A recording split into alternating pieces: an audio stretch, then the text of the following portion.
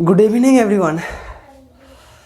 जैसा कि पिछली क्लास में हम लोग साइड सिमिलरिटी को प्रूव कर रहे थे और इसको प्रूव भी कर लिए थे।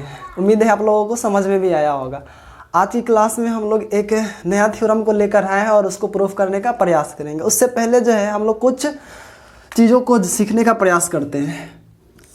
जैसा कि हमारे पास यदि दो ट्रेंगल गिवन हो यानी कि दिया होगा और यदि हमारे पास यहाँ पे ये एंगल इसके इक्वल हो, कहने का मतलब यहाँ पे मान लो लेट्स ABC एक ट्रेंगल है और DEF दूसरा ट्रेंगल है। अब यदि ये दोनों ट्रेंगल में ऊपर वाला एंगल ये ऊपर वाले एंगल का इक्वल हो और इस एंगल को बनाने वाला साइड यानी कि इस एंगल को कौन कौन साइड बना रहा है, एक ये और एक ये वाला साइड, यानी उसी प्रकार से इस एंगल को बनाने वाला साइड ये और ये दोनों एक दूसरे के इक्वल हो। कहने का मतलब ये साइड इसके इक्वल हो, ये साइड इसके इक्वल हो और ये दोनों साइड से मिलने वाला एंगल फिर ये दोनों साइड से मिलने वाला एंगल आपस में बराबर हो। जब इस प्रकार का कंडीशन होता है तो हम लोग लिखते हैं इसको साइड एंगल साइड कॉन्ग्रुएंस।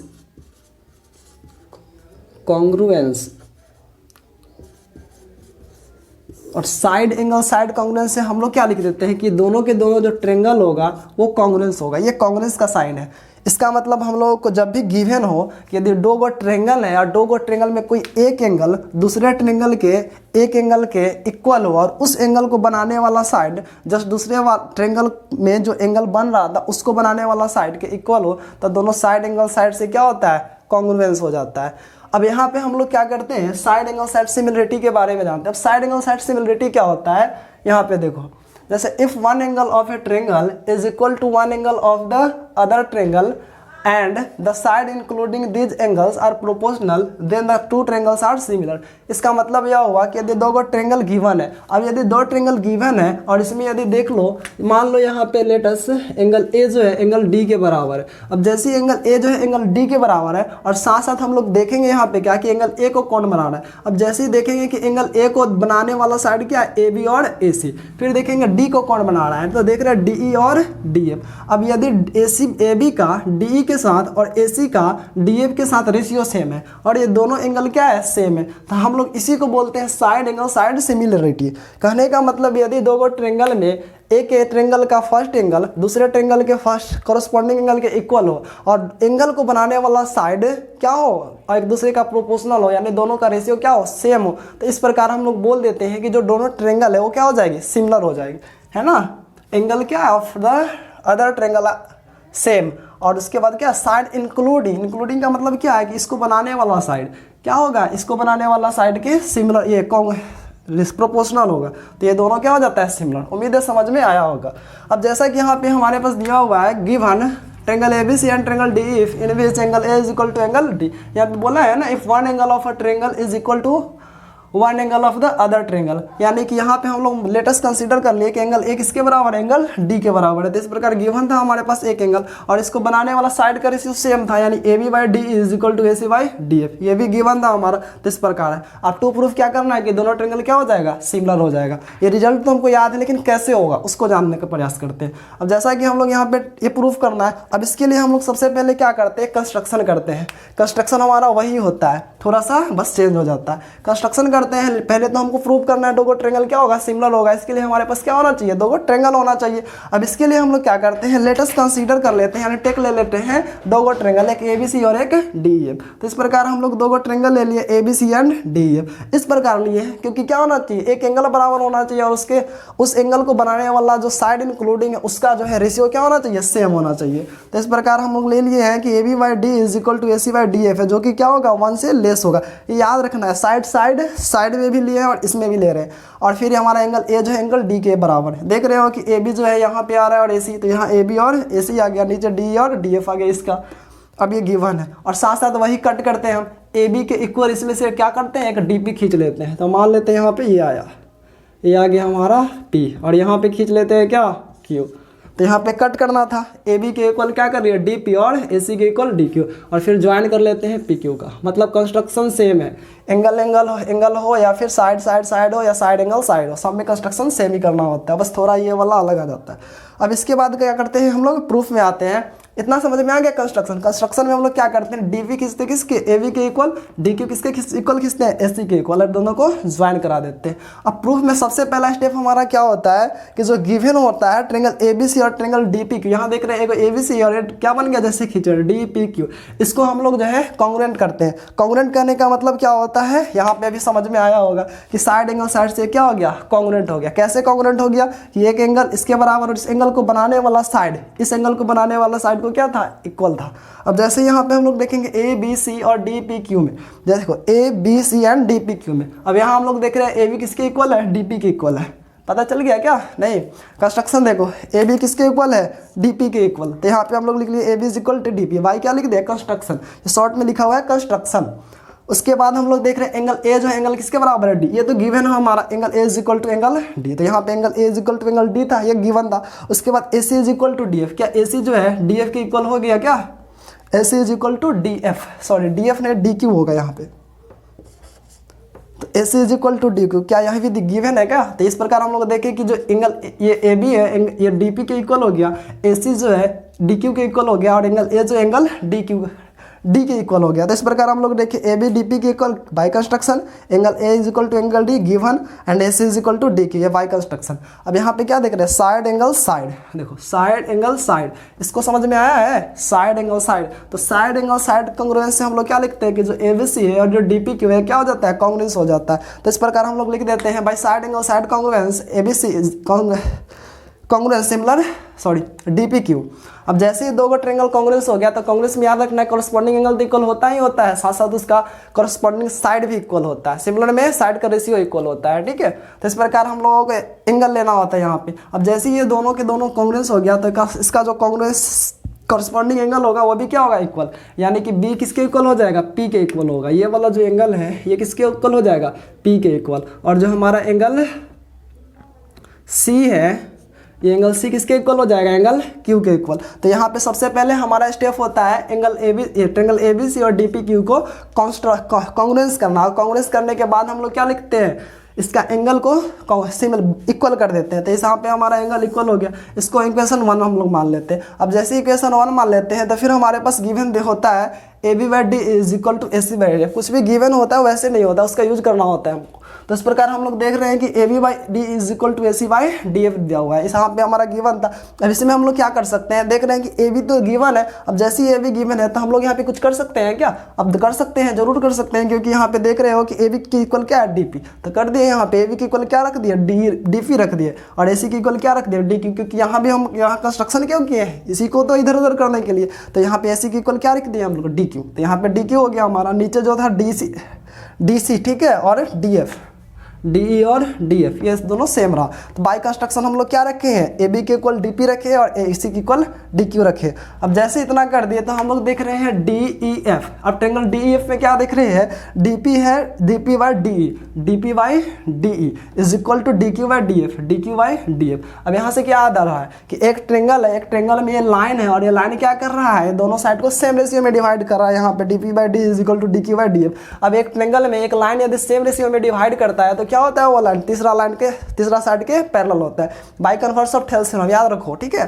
तो यहाँ पे by converse of Thales theorem हम लोग क्या लिखते हैं, जो पी क्यू है वो किसके पैरेलल हो गया, ई एफ के पैरेलल हो गया। तो इस प्रकार हम लोग पी क्यू को ई एफ के पैरेलल कर लेते हैं। अब जैसे पी क्यू ई एफ के पैरेलल होता है तो तुरंत हमको याद आता है कि अच्छा ये वाला थ्योरम आ रहा है कि यदि कोई भी पैरेलल लाइन को एक ट्रांसवर्स लाइन काटता है तो कॉरस्पॉन्डिंग एंगल क्या हो जाता है, इक्वल हो जाता है। उसी प्रकार यहाँ पे देख रहे हैं ये पैरेलल है और ये ट्रांसवर्स लाइन का काम कर रहा है, तो एंगल पी जो है किसके इक्वल हो गया है, एंगल ई के इक्वल हो गया। तो इस प्रकार हम लोग लिख लिए एंगल पी जो है ई के इक्वल हो गया, और एंगल क्यू किसके इक्वल हो गया, एंगल एफ के इक्वल हो गया। तो यहाँ पे एंगल क्यू जो है एंगल एफ के इक्वल हो गया, यहाँ पे लिख दिए। इसको इक्वेशन 2 मान लिए, कैसे हुआ है, बाई कॉरस्पॉन्डिंग एंगल। इसको याद रखना, यदि कोई भी दो को पैरेलल यहाँ पे पैरेलल लाइन है उसको ट्रांसवर्स लाइन काटता है तो कॉरस्पॉन्डिंग एंगल इक्वल होता है, इंटीरियर अल्टरनेट एंगल इक्वल होता है, अल्टरनेट एंगल हमारा ये हो गया, और एक्सटीरियर अल्टरनेट एंगल भी इक्वल होता है। तो इस प्रकार हम लोग इसको देख लेते हैं। तो इस प्रकार यहाँ पे बाई कॉरस्पॉन्डिंग एंगल क्या हो गया, इक्वल हो गया है, इसको 2 मान लिए। अब यहाँ पे इसको हम लोग 1 मान चुके हैं और इसको 2 मान चुके हैं, तो बाई 1 और 2 से हम लोग क्या रिजल्ट देख रहे हैं, देखो क्या कुछ पता चल रहा है। बाई 1 और बाई 2, यानी ये इक्वेशन 2 है और इक्वेशन 1 है। इससे क्या देख रहे हो, यहाँ पे हम लोग देख रहे हैं कि b किसके इक्वल है, p के इक्वल है। और फिर यहाँ से देख रहे हैं क्या हम लोग कि p किसके इक्वल है, e के इक्वल है। अब बताओ भाई, यहाँ पे b जो है किसके इक्वल है, p के इक्वल है। b जो है किसके इक्वल है, p, मतलब ये बोल रहा है यदि 1 है तो ये भी बोलेगा क्या है, 1 है। अब यहाँ पे क्या बोल रहा है कि p किसके इक्वल है, e के इक्वल है, मतलब ये कह रहा है कि हम e के इक्वल है, मतलब e 1 है तो ये भी क्या होगा, 1 होगा। इसका मतलब तीनों एंगल क्या हो गया, सेम हो गया। तो यहाँ से हम लोग लिख सकते हैं क्या, b is equal to B, वही हम लोग लिखे b इज इक्वल टू ई।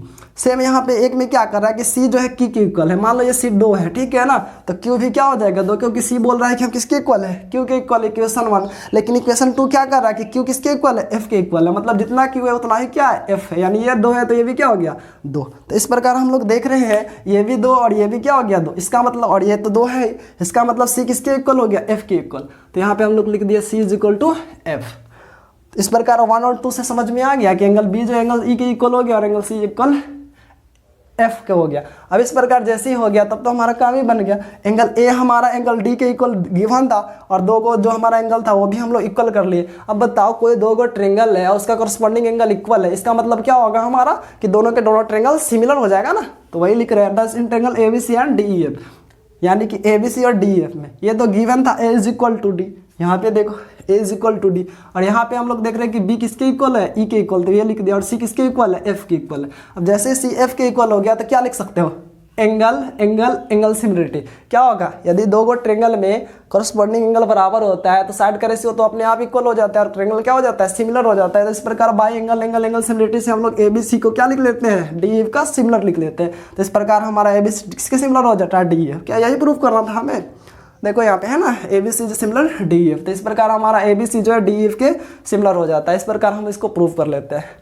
अब इसमें याद क्या रखना है, स्टेप बाय स्टेप। अभी तो याद रहेगा पूरा प्रोसेस भाई, लेकिन बाद में भूल जाओगे। तो सबसे पहले इसको 2-3 बार देखो, उसके बाद इसका क्या करना है, नोट्स बना लेना। अब याद करने के लिए कैसे करते हैं, तो सबसे पहले हमारा स्टेप क्या होता है, जो हमारा गिवन होता है ये भला, तो सबसे पहले हम लोग कंस्ट्रक्शन एक करते हैं कि DP को जो है AB के इक्वल और DQ जो है AC इक्वल। ये तो याद ही होगा क्योंकि सारे जो थ्योरम को प्रूव कर रहे हैं तो यही कर रहे हैं, PQ को ज्वाइन कर लेते हैं। प्रूफ में सबसे पहला स्टेप हम इसमें क्या करते हैं, ये ट्रेंगल और ये ट्रेंगल को कॉन्ग्रुएंस करते हैं, ABC और DPQ को। देखो यहाँ पे ABC और DPQ को क्या किए हैं, कांग्रेस किए। कांग्रेस करने के बाद हम लोग क्या करते हैं, एंगल B को एंगल P के बराबर और एंगल C को एंगल Q के बराबर। मतलब पहला हमारा काम होगा कि B को P के बराबर करें और C को Q के बराबर कर दे। इस प्रकार हम लोग यहाँ पे कर देते हैं। उसके बाद जब हमारा साइड का रेशियो सेम देता है उसको ले लेते हैं। यहाँ जो दिया हुआ है ना given AB is equal to DB by AC is equal to DF, इसको लेते हैं और इसमें क्या करते हैं हम लोग जो कंस्ट्रक्शन किए हैं उसका वैल्यू रख देते हैं, यानी कि AB की जगह DP और AC की जगह DQ रख देते हैं। अब इतना करने के बाद क्या करते हैं, ये लाइन इसको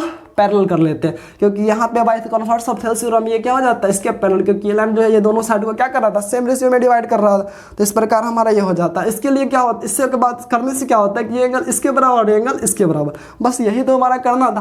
पहले हम ये इसके बराबर कर लिए और इसको इसके बराबर कर लिए, और अब हम लोग क्या किए, इसको इसके बराबर और इसको इसके बराबर। इसका मतलब ये इसके बराबर हो गया और ये इसके बराबर हो गया, ये तो इसके बराबर गिवन ही है। तो इस प्रकार हम लोग बाई इक्वेशन 1 और 2 से क्या कर लेते हैं, जितना एंगल होता है सबको इक्वल कर लेते हैं। और जब 2 को ट्रेंगल का करस्पॉन्डिंग एंगल इक्वल होता है तो दोनों के दोनों ट्रेंगल क्या हो जाती है, सिमिलर हो जाती है। तो इस प्रकार हम लोग इसको जो है प्रूव कर लेते हैं। तो यहाँ पे यही है हमारा मेन इंपॉर्टेंट हमारा क्या था, ये कॉन्ग्रुएंसी। अब ये कॉन्ग्रुएंसी यदि पता नहीं है तो यहाँ पे दिक्कत होगा, इसलिए हम पहले इसको क्या कर लिए हैं, यहाँ पे बता दिए। कॉन्ग्रुएंसी भी 3 होता है, साइड साइड साइड होता है, साइड एंगल साइड होता है, एंगल एंगल एंगल कॉन्ग्रुएंसी नहीं होता है। जैसे यहाँ पे सिमिलरिटी पढ़े हो ना सबसे फर्स्ट, एंगल एंगल एंगल, तो ये कॉन्ग्रुएंसी नहीं होता है, बाकी बात सब होता है। एक RHS भी होता है, ये सब जो है क्लास 9th का है, तो हम लोग क्लास 10th में है इसलिए क्लास 10th को जान रहे हैं, बस इसको थोड़ा सा सीख रहे हैं। तो इस प्रकार इसको हम लोग प्रूफ कर लिए साइड एंगल साइड सिमिलरिटी को। तो इस प्रकार ये भी हमारे लिए इंपॉर्टेंट होता है। और बाकी बात हमारा कोई सिमिलरिटी अब होता नहीं है, बाकी बात इसी का रिजल्ट होता है हमारा। तो इस प्रकार तीनों सिमिलरिटी हम लोग प्रूफ कर लेते हैं, side angle side, side side side और side side, side side side हो गया, एंगल एंगल एंगल, और एक होता है एंगल एंगल है कोलोरॉडी। ठीक है, तो इस प्रकार इसका यूज होता है। अब ज़्यादातर क्वेश्चन बनाओगे तो ज़्यादातर क्वेश्चन में जो है इसका यूज होगा, फिर इसके बाद इसका यूज होगा। ये दोनों का बहुत यूज है, ऐसा नहीं है कि इसका यूज नहीं होगा, इसका भी यूज होगा लेकिन थोड़ा कम। ज़्यादातर में सबसे ज़्यादा तो इसका यूज होगा, उसके बाद ये। तो इस प्रकार इसको पहले बढ़िया से क्या कर लो, समझ लो, उसके बाद जो भी क्वेश्चन इसको बनाते रहो।